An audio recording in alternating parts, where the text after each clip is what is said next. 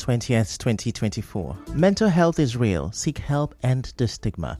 On the news this afternoon, FCT Minister Wike denies reports of being barred from presidential villa. RISIEC ad hoc staff threaten protest over unpaid allowances. Driver accuses police officers of extortion, harassment along Ogoni Akwa Ibom Road. Environmental advocate calls for commitment in addressing climate change. On the foreign scene, U.S. President Biden approves landmines for Ukraine. I'm Ifichuku Moyeli with the news.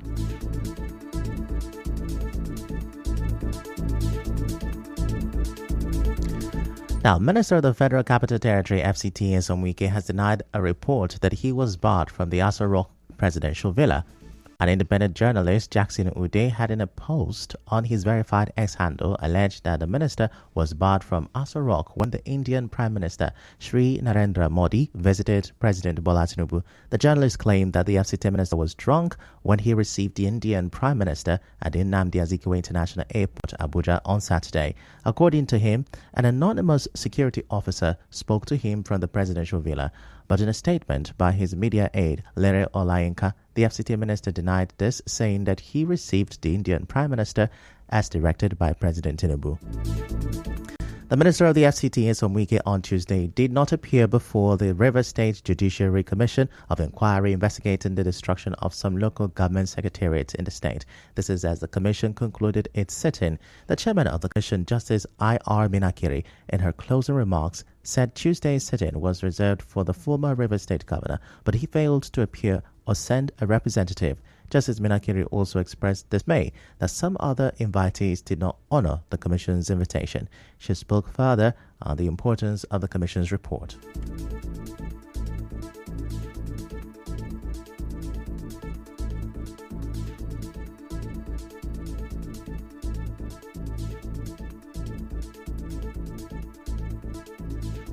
Today's sitting is actually for His Excellency, the former governor of Rivers State, to appear before this commission to straighten some points that we needed to know. But we have waited, hoping that he will be here. We have given some time. This is about, it's almost 11 o'clock now. And so today will mark the last day we're sitting. As we rise today, that brings us to the end of the sitting of this commission, except there is a direction from His Excellency to do otherwise.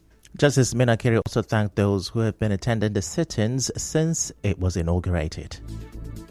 So I want to thank every one of you that has been coming, and in fact those that have just come in today, and to tell you that you have made our job easy for us. Your presence encouraged us all through our sittings, and we do hope that at the end of the day, whatever comes up after this sitting be to the benefit of Rivers State, the entirety of Rivers State, the people of Rivers State. So I want to say thank you so much for your presence. As we rise today, that will be the end of our sitting.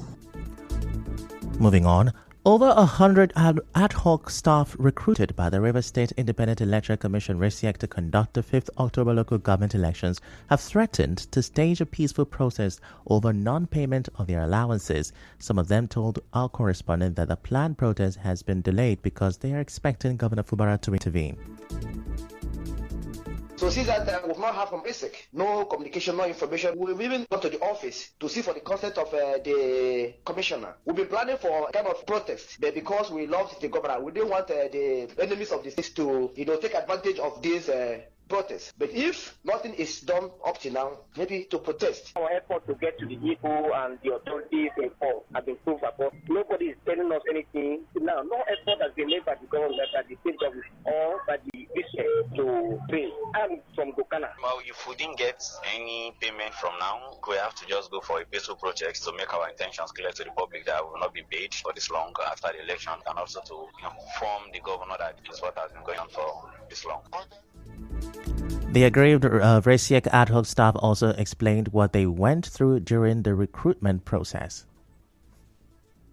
SBO. And since after that time, even in Aichi local government, we have not been paid our training allowances. Not to talk of the main money for the service provision. I am one of the persons that was recruited by the Rivers State Independent Electoral Commission to conduct the just concluded local government election in the state. Why we are conducting conducting the election, the SPO came and collected our candidates who will be paid as usual. Prior to October 5th, we've been working, we went for training, and at the end of the day, we worked throughout that day. And up till now, nothing. I'm not happy. There is a stuff like this. I'm not happy. I don't know what's the problem, whether logistic problem, I don't know, but I'm not happy. Even those that we hardly work for have assumed offices and started receiving salaries and benefits of those positions they occupy. But we that did the work, we haven't paid. So it's bad. When contacted, the leadership of the Rivers State Independent Electoral Commission promised to provide information on the situation. Away from that, a commercial driver who operates the Rivers State Akwa Ibom route has accused the police officers stationed along the Ogoni Akwa Ibom road of harassing and extorting drivers. Speaking anonymously in an interview with our correspondent, the driver revealed that some of the officers have been posted there for over 15 years. According to him, the police are demanding 200 naira from drivers. He also mentioned that some drivers, in an attempt to avoid the harassment, have resorted to using the Aba Expressway to reach Akwa Ibom, and a route that exposes them to greater risks. He called on the Commissioner of Police to intervene. The police in Ogoni Road, as if you're going to the boundary between Rivers State and Akwa Ibom, most of them have served there for more than 15 to 20 years. They are there molesting drivers to 200 naira, each Sienna and each small vehicle. They don't want to know if you have paper or you don't have paper. That is why if you watch today, AKTC is not operating on that road. They are passing through Aba Expressway to pass through Etimekpo side going to Akwa Ibom State. On that same aspect of the road, which the road is not safe, police disturb driver. Driver now decided to divert the journey. I would like the Commissioner of Police to look into that matter very, very well to see how the road can be safe, especially at this festive period. Some listeners of Nigeria Info FM's Hard Fact earlier shared their experiences traveling along the Ogoni Akwa Ibom road. The extracurricular activity they are doing is against the common Nigerian people. All that is happening in Rumokoro, they don't even do it as a secret. This one I'm telling you, in front of Rumokoro police station, he gave the policeman 100 naira. He said, "Are you okay? Why are you giving me 100 naira? Your money is 200. I say, "Officer, 200 naira for what?" He said, "My brother, that is the money. So all part of you." It's a trend, it's a culture among Nigerian police force. And this thing is now being transferred from the Nigerian police force to other security agencies. The whole same officers are doing the same thing. The military are also doing the same thing. It has become a culture and it's very bad. We must condemn it. And we're not just condemning it. Those their guys in the office are sending them to stop. Because if your guys in the office sending you, there's nothing you can do.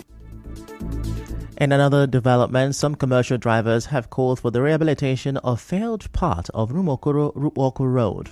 They told our correspondent that potholes are affecting vehicular movement and they now frequent mechanic workshops. In Choba, drivers also complained about the difficulty of navigating the junction because of large potholes. They fear the poor road situation may lead to accidents if not urgently addressed. We normally turn from this place before we go back to inside Choba. But that particular place is very bad. Between that Choba daily market and before you reach every day, that length is just bad. It's just pothole. I would like government to at least do maintenance. The particular place where this pothole dey, now you turn. That place is very, very bad. That place they cause hold up. Water they gather there. It's not easy for we not to maintain car where they spoil every day. So please, we need government assistance. We have witnessed somebody's boat joints pulled there, tie rod pulled there. So when this thing happens, it results to traffic jam. You will see the hold up from here all the way to main gate, Choba campus. So we really need the intervention of government in this area. In the same vein, motorists raised concerns about the deplorable conditions of the alternate route for the ongoing Port Harcourt Ring Road flyovers in Ozuoba, Rumosi, and Rupwoko. They also expressed worry about the huge amount they spend daily on tickets and appealed to the Rivers State government to unify the tickets. My own issue is about the road we are applying now, because due to the ring road that they are working, we know the government is trying to make the road better for us. At least they should help us. The internal road they gave us to be using, it has become worse. Even tipper, even train that cannot pass there, they should just fill it for us so that the road can be motorable, because the place we are applying now is more of long distance. So we are really wasting a lot of fuel and it's affecting us. As a park, there are a lot of too much taxation. They are taxing us too much. The ticket in here is much. You buy a ticket from here. Before you get to Choba Market, it has expired. You go to Zoba. Another group is waiting for you for another ticket. So government should bring a uniform ticket. Still come, environmental advocate calls for commitment in addressing climate change. Stay with us.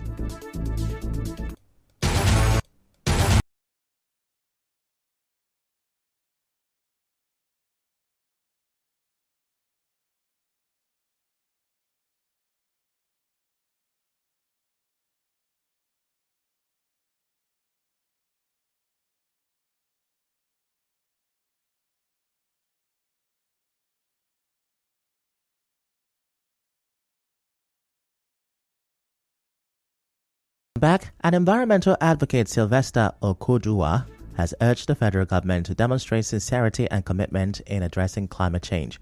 Mr. Okoduwa, the executive director of the Ofure Center for Peace and Development, who spoke at a capacity strengthening project organized in collaboration with the Ududu Development and Peace Initiative, criticized the politicization of environmental issues and called on leaders to set an example in managing the effect of climate change. He spoke on the effect of gas flaring on aquatic life and the broader ecosystem and called for immediate action to mitigate its impact.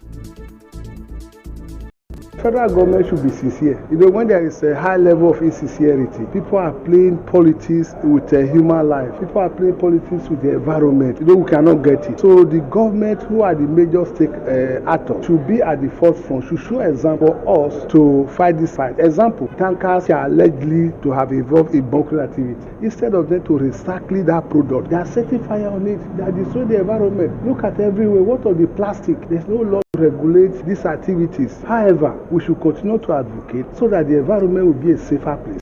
On the spot, the River State chairman of the National Orientation Agency, NOA, Young Ayotamona, urged civil society organizations and non-governmental organizations to prioritize issues of environmental sustainability. The way you talk about Niger Delta region and you talk about environmental sustainability, there are two key issues that come to play. We have environmental audit for already existing companies. We talk about environmental audit. How well have they enhanced the environment? And then we are talking about the environmental impact assessment for new companies. So this is one area that we must take into consideration. So when they prioritize it, it also counts for them. It also makes the organizations sustainable. The project aimed to strengthen the capacity of media practitioners, state actors, civil society organizations, and supporting partners while creating opportunities for networking, partnership, and collaboration for sustainable engagement. Meanwhile, government Ebemupolo, also known as Tompolo, has alleged that powerful individuals behind oil theft in the country are currently angry at him for exposing their shady deals. He made the allegations at his hometown in Oporoza, the headquarters of the Baramatu Kingdom, during a visit by the members of the Nigerian Bar Association. He also alleged constant threats to his life. He said some naval personnel a few days ago attacked operatives of the Tantita Security Services Nigeria Limited, a private outfit hired by the federal government to protect oil and gas infrastructure in some areas in the Niger Delta region, while an arrest of some suspected oil thieves was ongoing along the Port Harcourt creeks. In other news, a member of the International Committee of the Red Cross, Soki Prim Akoko, has expressed concern over the Nigerians prioritize taking pictures and creating content during emergencies instead of offering first aid. His comment comes after a Nigeria Info report revealed that some residents in Port Harcourt say they do not know how to render first aid treatment in cases of an emergency. In an interview with our correspondent, Mr. Akoko also called on institutions and industries to organize training sessions to educate their students and employees on essential first aid practices. What is even a problem for us in this part of the world is that during painting trials, for instance, people tend to gather around the crowd and making it even more. So you can let people go out, they should stand aside, and you don't have to sit down. You can give them relief. That's what we can do as a people. And institutions must have people trained. They have HSC in companies. Have people who have expertise in dealing in your establishment. That's very important. And they have update training. Those people can provide step-down training to all the staff, because you may not be there as the expert. Then the other staff can do things that can, preserve life until the expert comes and takes over. Mr. Akoko also advised people to make time to research on how to administer first aid in case of emergencies, as he shares some important first aid skills. The next thing is the breathing. This person first is rising and falling. So my next natural step is to put the person in what they call a recovery position. That means I need to lie the person to the side, losing any tight strap around the person, from neckties to belt to shoelace. You need to take all of that out. And the person should be interested in updating themselves. They can actually watch videos of these trainings online and then have some idea of what they can do for themselves in times of emergency, either happening to them or happening to someone by their side.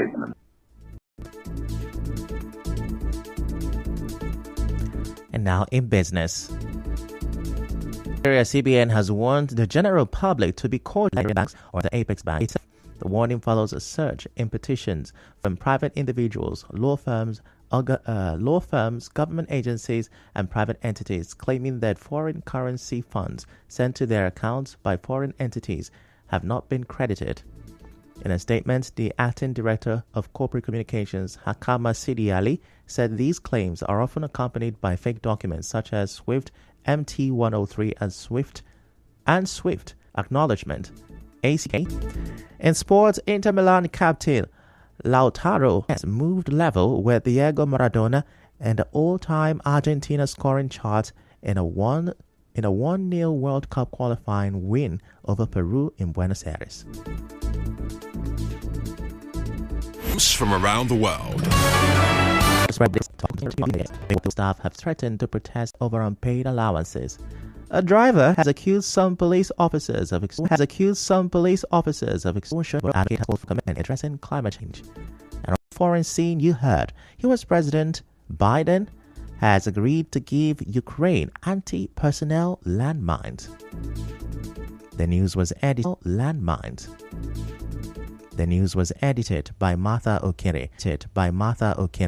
To reach the news team, send an SMS or WhatsApp to 0808-721-7215.